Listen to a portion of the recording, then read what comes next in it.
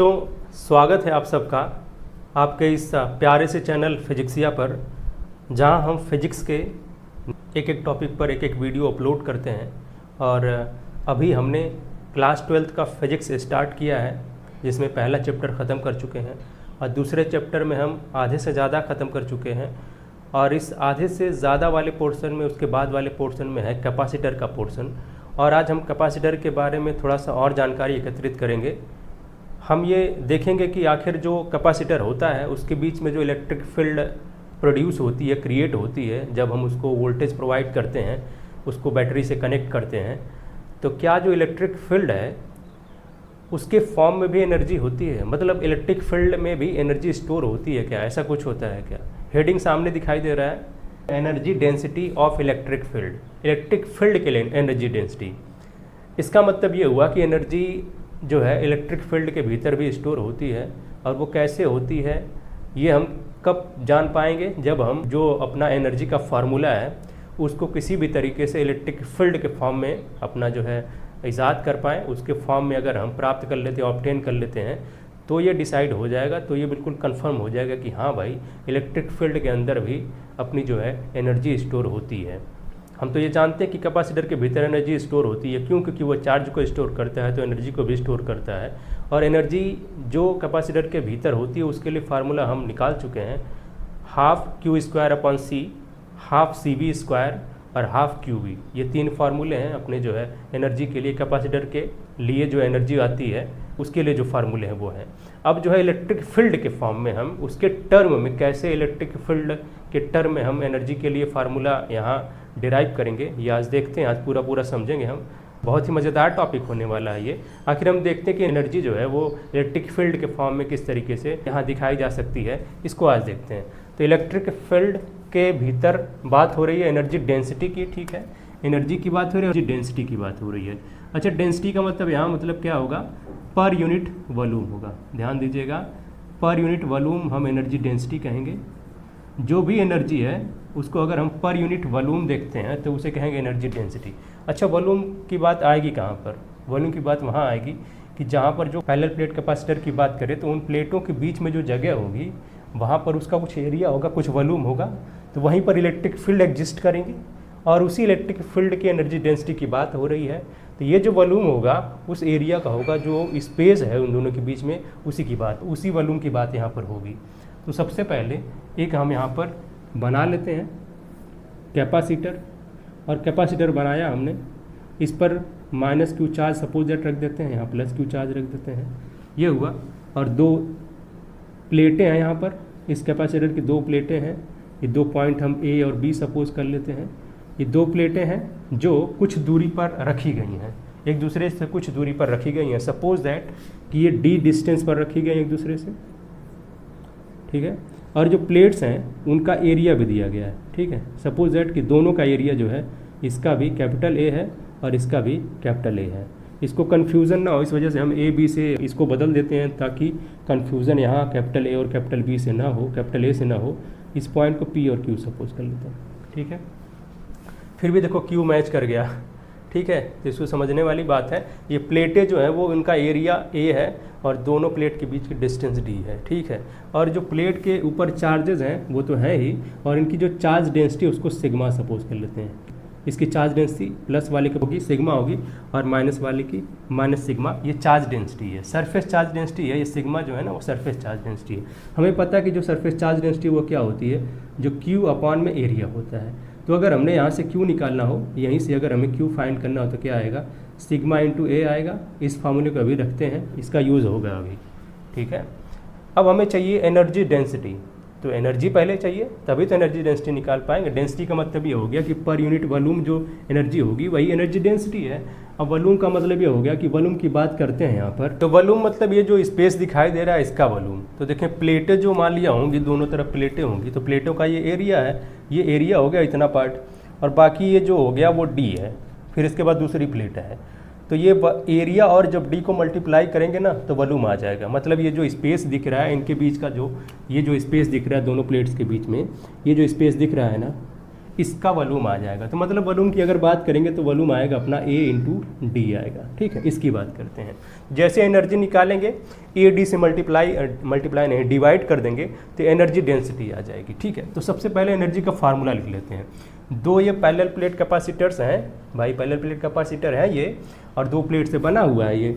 तो भाई इसको जो है इसकी एनर्जी हम जानते हैं, एनर्जी के लिए हम फार्मूला जानते हैं कि भाई U बराबर होता है 1/2 और उसके बाद Q² में C होता है। एक और फार्मूला होता है हाफ CV² होता है। एक तीसरा फार्मूला भी होता है हाफ और QV होता है। ये तीनों फार्मूले हैं।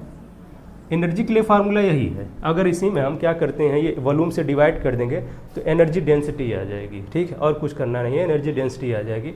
अब हमें चाहिए क्या, यहाँ पर कोई एक फार्मूला उठाते हैं। देखें क्या होगा कि भाई हम ये वाला फार्मूला अगर उठाते हैं तो काम बन जाए हाफ Q²C, ठीक है। और देखें ये पैरेलल प्लेट कैपेसिटर है। अगर ये पैरेलल प्लेट कैपेसिटर है तो ये इसका जो कैपेसिटेंस होगा वो फार्मूला हम जानते हैं कि पैरेलल प्लेट कैपेसिटर है या कोई कंडक्टर है तो इनके बीच में अगर डिस्टेंस d है, ठीक है, तो इसका फार्मूला होता है कैपेसिटेंस का ε0A। अगर एरिया A है और डिस्टेंस d है तो ये होता है फार्मूला, कैपिटल C बराबर ये कैपेसिटेंस ε0A/d। ये क्वेश्चन नंबर फर्स्ट हो गया। तो जहाँ हम C है, यहाँ पर C दिखाई दे रहा है, वहाँ पर ये वैल्यू रखेंगे। अभी हमें मसला है Q का। Q कैसे निकालेंगे?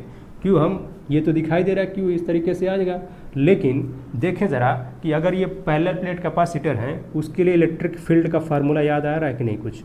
अगर चार्ज डेंसिटी सिग्मा है तो σ/ε0 ये E की वैल्यू हुआ करती थी, ठीक है। और यहाँ से क्या करेंगे, हम यहाँ से सिग्मा निकाल लेंगे। सिग्मा बराबर क्या होगा, ε0 इस E के साथ मल्टीप्लाई हो जाएगा, ε0 और E हो जाएगा, कैपिटल E है ये हुआ ये फार्मूला। इक्वेशन नंबर 2 सपोज कर लेते हैं। और ये जो सिग्मा आया है उस सिग्मा को उठा करके यहाँ रख देंगे तो चार्ज आ जाएगा।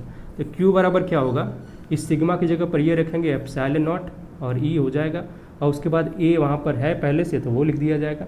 इक्वेशन नंबर इसको हम 3 सपोज कर लेते हैं।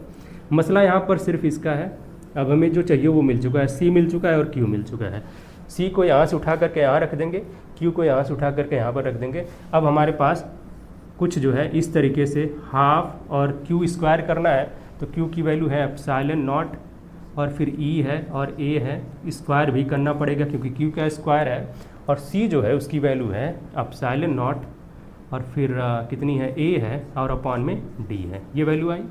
अब थोड़ा सा इसको एक्सपेंड करते हैं, ये ε0 का स्क्वायर हो जाएगा, यहाँ E का भी स्क्वायर हो जाएगा और A का भी स्क्वायर हो जाएगा। अपॉन में क्या करेंगे, ये 1/2 भी रहेगा, ये कहीं नहीं जाएगा।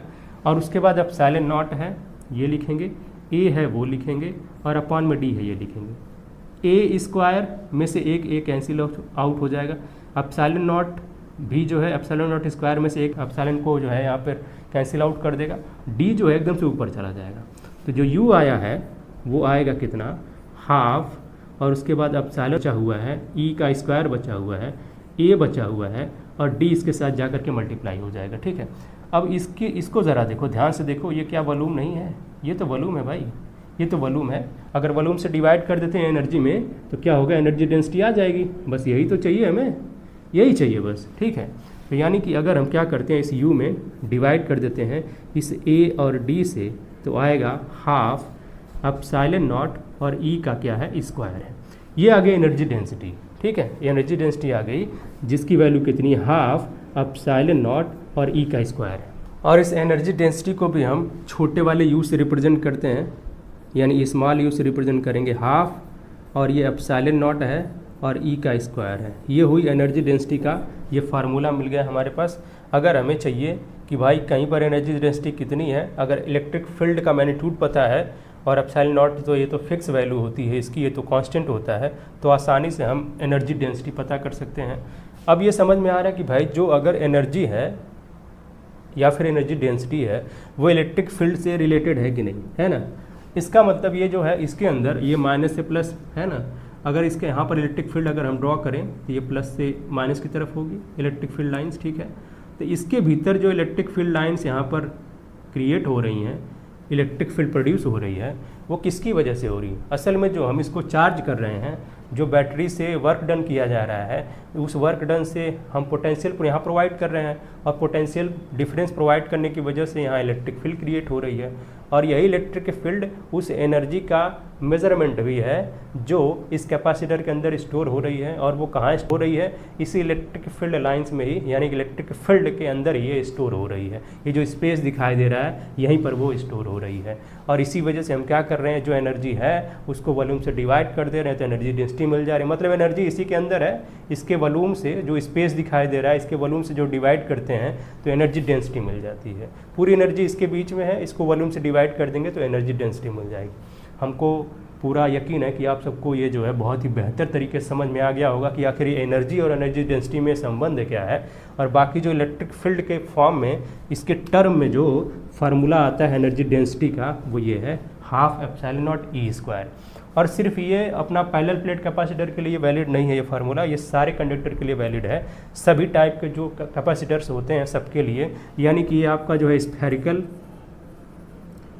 कैपेसिटर के लिए भी वैलिड है एंड जो अपना सिलेंड्रिकल है उसके लिए भी, सिलेंड्रिकल कैपेसिटर के लिए भी ये बिल्कुल ये वैलिड है। यानी सिर्फ पैरेलल प्लेट कैपेसिटर के लिए सीमित नहीं है बल्कि ये जो स्फेरिकल के लिए भी ये फार्मूला वैलिड है और ये सिलेंड्रिकल कैपेसिटर के लिए भी ये फार्मूला वैलिड है। यानी जब भी हमें इलेक्ट्रिक फील्ड पता चल जाए, इसका मैग्नीट्यूड पता चल जाए तो हम एनर्जी डेंसिटी पता कर सकते हैं उस कैपेसिटर के भीतर कितनी एनर्जी डेंसिटी है, मतलब जो एनर्जी है वो किस तरीके से कितनी डेंस है, कहाँ पर कमज़ोर है, कहाँ पर ज़्यादा डेंस है, कहाँ पर बिरली है, कहाँ पर जो है ये कम है एनर्जी डेंसिटी, कहाँ पर ज़्यादा है, ये सब कुछ पता कर सकते हैं। अगर बस इलेक्ट्रिक फील्ड की वैल्यू पता होनी चाहिए, क्योंकि जो इलेक्ट्रिक फील्ड आई है वो वर्क डन से आई है, बैटरी के वर्क डन से आई है और बैटरी का work done potential difference create किया है और वो potential difference electric field create किया है और उसी वजह से जो एनर्जी है उस कैपेसिटर के अंदर स्टोर हो रही है। और एनर्जी स्टोर होने का मतलब, कैपेसिटर के अंदर स्टोर होने का मतलब क्या है कि जो स्पेस है उसी के बीच में एनर्जी स्टोर होती है। इतनी बातें समझ में आ गई। ये बार बार एक ही चीज़ें हम बता रहे हैं क्योंकि आपको जो है दिमाग में बिल्कुल जो है चीज़ें बैठ जाएं और भूलें नहीं, ठीक है। अब इस फार्मूले का एक एग्जांपल से समझते हैं बेटा। यहाँ पर हम इस फार्मूले को इस्तेमाल करेंगे और एक क्वेश्चन से देखेंगे कैसे ये फार्मूला वहाँ अप्लाई हो रहा है। सपोज दैट हमारे पास एक क्वेश्चन है कि दो पैरेलल प्लेट कैपेसिटर हैं और यहाँ जो E की वैल्यू है वो दिया गया है, मतलब E की वैल्यू आपको दिया गया है, ये है आपका 4 × 10⁻⁻6 न्यूटन पर कूलम इलेक्ट्रिक फील्ड है। दो अपने जो है प्लेट्स हैं यानी कि पैरेलल प्लेट कैपेसिटर हैं, इनके बीच में जो इलेक्ट्रिक फील्ड है इसे प्लस और इसे नेगेटिव सपोज कर लेते तो ऐसे इलेक्ट्रिक फील्ड होगी। इसकी वैल्यू इस तरीके से आपको E की वैल्यू दी गई है, E का मैग्नीट्यूड दिया गया है और आपसे पूछा जा रहा है कि एनर्जी डेंसिटी पता करें, ठीक है। एनर्जी डेंसिटी के लिए आपको देख रहे हैं कि यहाँ पर आपको कुछ भी ज़रूरत नहीं है, सिर्फ चाहिए हमें E की वैल्यू और ये एप्सिलॉन नॉट तो फिक्स होता है। तो बस इतनी वैल्यू दी गई है, आपसे पूछा गया कि एनर्जी डेंसिटी पता करें, अपना जो स्मॉल u है एनर्जी डेंसिटी वो पता कर लें, वो हमें बता दें, उसका मैग्नीट्यूड बता दें और इतने से काम चल जाएगा, ठीक है। तो ये वैल्यू हमें पता करनी है स्मॉल u की वैल्यू। तो हमें पता है कि ये फार्मूला अपना यही है, 12 और एप्सिलॉन नॉट और E का स्क्वायर होगा, ठीक है। इसको एप्सिलॉन नॉट की तरह ना लिखें, E स्क्वायर इस तरीके से लिखते हैं। वैल्यू रखते हैं 1/2, एप्सिलॉन नॉट की वैल्यू होती है 8.85 10⁻⁻12 होता है। E का जब स्क्वायर करेंगे और ये वैल्यू हम 10⁻⁻6 नहीं 10⁻6 ले लेते हैं, न्यूटन पर कूलम है। इस वैल्यू को जब रखेंगे यहाँ पर E का स्क्वायर भी करना है हमें, यानी कि 4 का स्क्वायर करेंगे 16 हो जाएगा और उसके बाद ये 10⁻, जो 6 है इसका स्क्वायर करेंगे 10⁻12 आ जाएगा। अब जो काटने लायक उसको काट देते हैं, यहाँ देखें इसको काटेंगे तो 8 बार में कट जाएगा। अब 8 से इसमें मल्टीप्लाई कर दें क्योंकि बाकी कोई नंबर दिख नहीं रहा है, बाकी जो है वो 10 की पावर का मसला है, ये आपस में एडजस्ट हो जा रहा है, दिख रहे हैं कि यहाँ -12 यहाँ भी 12 हो गया, ये कैंसिल आउट हो जाएगा। बस 8 से इसमें मल्टीप्लाई कर दें तो हमारा आंसर आ जाएगा। जो स्मॉल u की वैल्यू एनर्जी डेंसिटी की वैल्यू वो आ जाएगी, यानी कि जो एनर्जी डेंसिटी है वो आ जाएगी, ठीक है। बहुत ही आसान होता है, एनर्जी डेंसिटी आ जाएगी। यहाँ से u की वैल्यू क्या आएगी, 8 से मल्टीप्लाई करेंगे तो 0 हो जाएगा, 8 5 टाइम्स 40 होता है, 8 टाइम्स 64 होता है और फिर 68 हो जाएगा, फिर 6 बचेगा तो 64 और 6 हो जाएगा 70, ठीक है। ये वैल्यू आएगी, ये 70.80 ये वैल्यू आ गई है। एनर्जी डेंसिटी की बात करेंगे तो अपना ये होगा जूल, और जब हम इसकी यूनिट की बात करेंगे तो वॉल्यूम की यूनिट नीचे लिखेंगे जूल और उसके बाद पर मीटर स्क्वायर, अरे मीटर स्क्वायर नहीं मीटर क्यूब, ये वैल्यू आएगी एनर्जी डेंसिटी की स्मॉल u की वैल्यू। ये जो वैल्यू है इसकी यूनिट की बात करें तो यूनिट हमने बताया नहीं था, इसको बता देते हैं। यूनिट का मतलब बिल्कुल सिंपल है। जब हम एनर्जी की यूनिट जानते हैं तो एनर्जी डेंसिटी की यूनिट आसानी से निकाल सकते हैं। जूल होगा, जूल पर मीटर क्यूब होगा, ठीक है, जूल पर मीटर क्यूब होगा, क्योंकि वॉल्यूम का जो यूनिट होता है वो मीटर क्यूब होता है। तो बिल्कुल ऐसे ही आ जाएगा इसका यूनिट। और यहाँ पर जो आंसर है हमारा 70.80 जूल पर मीटर क्यूब आ गया है। तो आई होप कि आप सबको ये बिल्कुल अच्छे तरीके से समझ में आ गया होगा। अगर फिर भी कोई डाउट है तो आप कमेंट बॉक्स में कमेंट कर सकते हो। आप जो है बिल्कुल बेधड़क पूछ सकते हो, हम उस पर जो है आपके डाउट पर ज़रूर रिएक्ट करेंगे, उसका रिस्पॉन्ड करेंगे और नेक्स्ट वीडियो में उसको जो है आपकी क्वेरी को लेते हुए, आपके डाउट को लेते हुए और उस हिसाब से वीडियो को जो है क्रिएट करेंगे, मॉडिफाई करेंगे। तो ये रहा आज का पूरा टॉपिक, जिसमें हमने एनर्जी डेंसिटी के बारे में पढ़ा, उसके लिए फार्मूला डेराइव करा और फिर जो है अच्छे से उसको जो है एक एग्जाम्पल के द्वारा समझा भी है। तो फिर मिलते हैं एक नई वीडियो के साथ, नेक्स्ट टॉपिक लेकर के आएंगे।